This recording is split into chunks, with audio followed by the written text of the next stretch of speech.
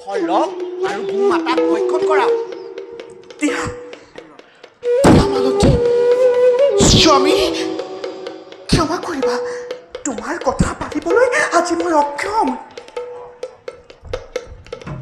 হে গোমাতা, মোৰ সৰ্বতোক পৰীক্ষণ কৰিবা, এই ফল ভক্ষণ কৰি মুক্তি দিয়া মোক এই সংকটৰ পৰা।